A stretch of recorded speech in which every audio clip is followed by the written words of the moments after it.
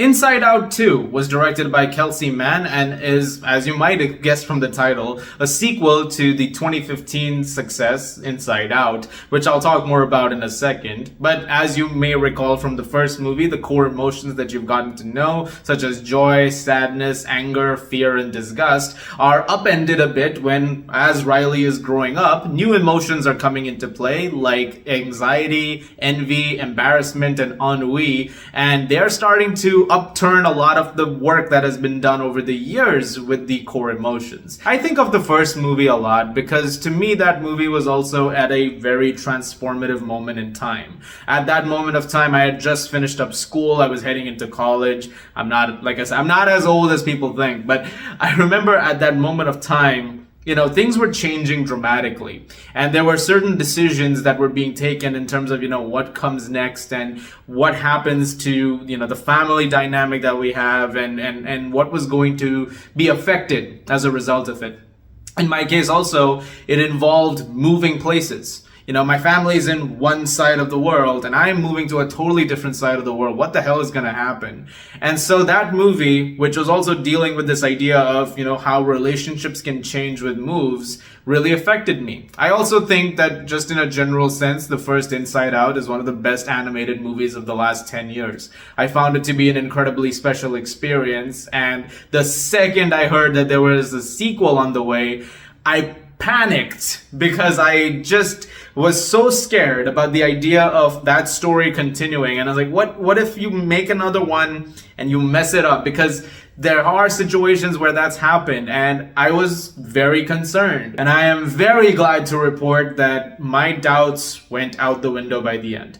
I loved Inside Out 2. Much like the first movie, the second one handles some very heavy themes, but it handles some stuff that even more relatable perhaps to audiences, specifically when it comes to the effects of anxiety. Because that emotion has come into play, so many decisions are being made that are abrasive. And there are responses that Riley is having in real life to friends and family that are bizarre to the friends and family because they'll sort of hear it and go, wait, where did that come from? And exploring that using the animated characters that we have who are in her head, as she's going through everything, that is wonderfully realized once again. The first movie did a great job of taking something that mature and putting it into that more child-friendly context. In this one, when you're dealing with stuff like increasing anxiety and stress and the idea of, what's good or what's not good enough, what if I want these friends, but I also want these friends? What are the decisions I have to make in order to,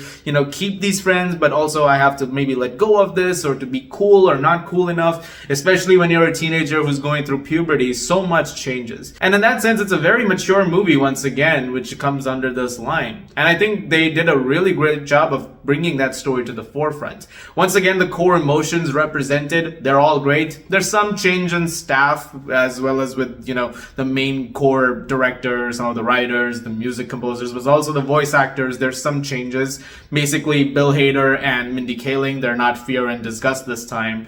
But I think everyone did a great job once again. I think Amy Poehler as Joy is fantastic. She did a great job in the first movie, does a great job here too. So does Phyllis Smith as Sadness. Some really, really great moments with her. Lewis Black as Anger. I'll tell you this fun little tidbit, okay?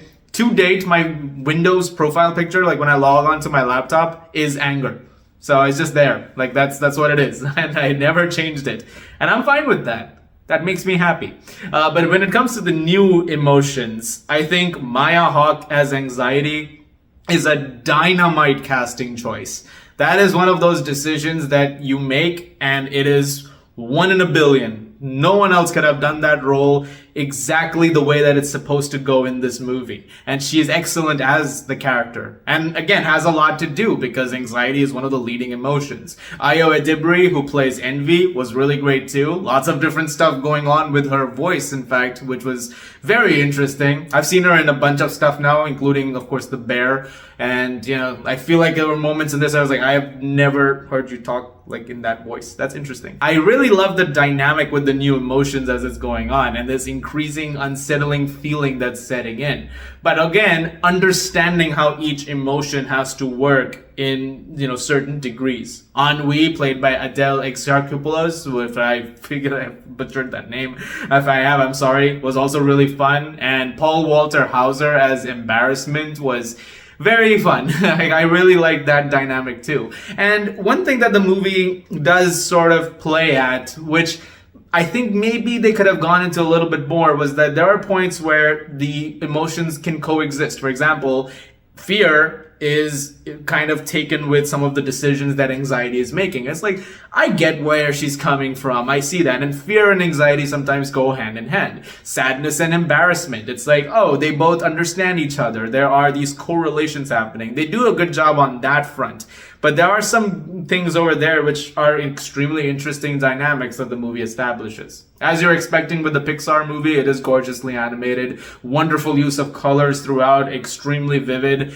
This kid's mind is genuinely amazing. Like, I actually, when you see certain worlds represented within, you can't help but feel like this is one hell of a kid, man. Like, there are so many different dynamics that are within her, and so many different islands have formed in the time since, including this vault that she has at one point of time in terms of, you know, deep, dark secrets, maybe. This wonderful stuff which is realized, and it's all personified in extremely creative ways. And as you'd expect when it comes to the leading emotions being as they are, the movie is also surprisingly, or unsurprisingly so, quite stressful. Because there will be times where you are on the edge, wondering what the hell is going on, and what's Riley going to do next, because anxiety or envy is at the console making certain, decisions. And how is that going to affect her best friends? I found all of this so riveting that I actually, towards a certain point of the movie, I genuinely remember like sort of sitting up because there were some tension-filled moments in there. I really loved Inside Out too. I think it's a fantastic movie. I don't know if I think it's as perfect as the first one was. Like I said, there were a couple of things that I think could have been enhanced upon. But I say this as like a skeptic, as someone who was so worried about this movie and going in like, oh man, this might not work. Like, I remember texting my friend saying like, I hope this is not some kind of Cars to Cars 2 situation. Please let that not happen. But I am so happy with the final product. I'm so happy with this movie. And I actually do think it's one of the best Pixar movies in recent years. I think Soul, which was in 2020, was the last one that I really loved.